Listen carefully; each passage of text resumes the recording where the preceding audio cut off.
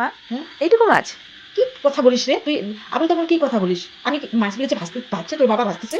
হ্যাঁ, ও বাবাকে বাঁচতে দিয়ে আসছো? তোর বাবাই তো মাছ ভাজে। আর মাছ নিয়ে হাতে নিয়ে এসে আমাকে ডাকতে আসছো? হ্যাঁ, ডাকতে আসছি, সত্যি কথা। আমরা কতগুলো লোক, আর তো এইটুক মাছ তো দাদা আনে। তাই তো বলি 5 পিস মাছ এখানে, আমরা 5 জন। দাদা কি গুনে গুনে কি মাছ আনছে নাকি? না রে, গুনে আনে না। তাহলে তোরা চিকেন খাবি, যে মা তো এক্সট্রা নাহলে 2টা খাবে, সেই জন্যই বেশি একটু আনে। তুমি 2টা পিস খাওয়া, একটাই আগে খাও। আমার তো মনে হয় না আমি তো খাইতেই পারি না, ও তো আনে আমার জন্য, কিন্তু আমি তো খাইতেই পারি না মাছ। চিতল মাছ আনছে যে মা। চিতল মাছের কি করবা? কালকে হবে, আজকে তো খাচ্ছি না। চিকেন হয়ে গেছে? চিকেন হয়নি এখনো, তখন থেকে মাছই। মাছ ভাজতেছে, ভাত হয়ে গেল। জানিস মা, কালকে বললাম না যেহেতু দাদা চিতল মাছ আনছে, যাই হোক ওই চিতল মাছ কয়েকটা মানে এখানে রেখে দিছি, ভাজা এতটা বেশি তো করা যাবে না। আর এখানে পিসফোড়ন দিয়ে ও ঝোল, মানে আলুর ঝোল ছাড়া কিছুই পছন্দ করে না। আর কালো হয়েছে নাকি রে?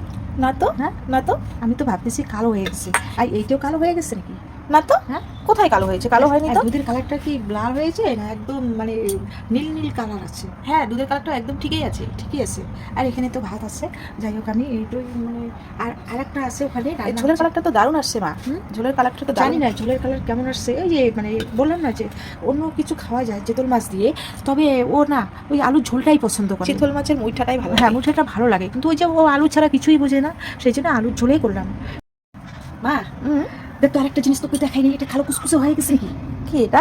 সজনা চচ্চড়ি না তো, এটা একদম সুন্দর হয়েছে কালারটা। তাই? হ্যাঁ, কোথায় আমার চোখে মানে কালোই দেখি। তোমার চোখে এত কালো দেখো? হ্যাঁ, সব কালো কালো দেখতেছি আজকে। সব সবজি তুমি কালো কালো দেখছো? ওই দুধের রংটা আমি কেন বললাম জানিস, একটু দুধ চাল দিলে না লালটে লালটে হয়, সেই জন্য ওটাও বলছি।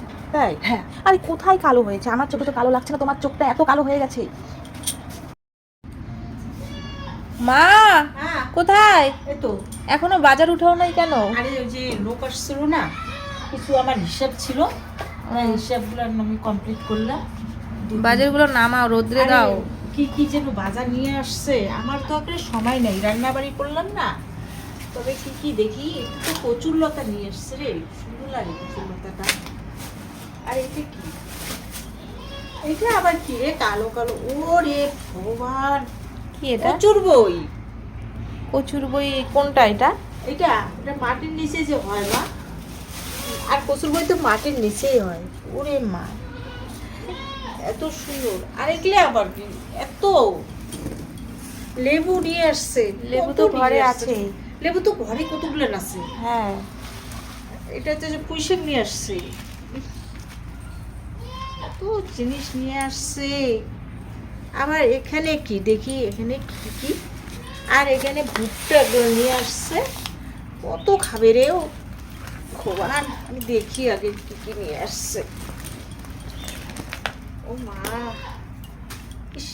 কালকে নিয়ে আসছে রাত্রিবেলা। সে আছে টমেটো আছে কয়েকটা, করলা নেই আর কষও নেই ঘরে, যাই হোক এগুলো নিয়ে আসছে ঠিকই আছে। করলা, কষ আর সে ঝিঙ্গা, টমেটো কয়েকটা নিয়ে আসছে, ঠিকই আছে। করলাগুলো ভালো আছে।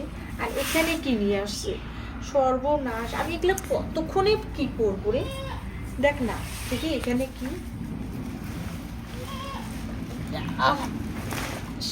ভেন্ডি, সজনা তো কিছু কাঁচকলা, কাঁচা কলা, পটল, সেই এটা কি বলে, ভেন্ডি বলে, আর কাঁচা লঙ্কা। দেখ আমি ঘরের জিনিসগুলো আনি, দেখ কতগুলো আছে। আর লেবু তো ঘরে কতগুলো আছে। কেন? ভেন্ডি তো আমাদের গাছেই আছে। ভেন্ডি তো আছে না রে, গাছে শুকিয়ে গেছে, না পারার জন্য না শুকিয়ে গেছে। আর এই খড়িগুলো, এই কঞ্চি খড়িগুলো খাইতে খাইতে খাবার ইচ্ছা যায় না। এই কঞ্চি খড়িগুলো দিয়ে না মনে হয় যে ও বাজার আনে, ওকে মনে হয় পিঠে। আমার রাগ উঠছে, এত বাজার ভালো লাগে না। আমার হিসাব আমি কমপ্লিটই করলাম না হাতে। এই ডেটটা দিছি কি না দিছি রে দেখি।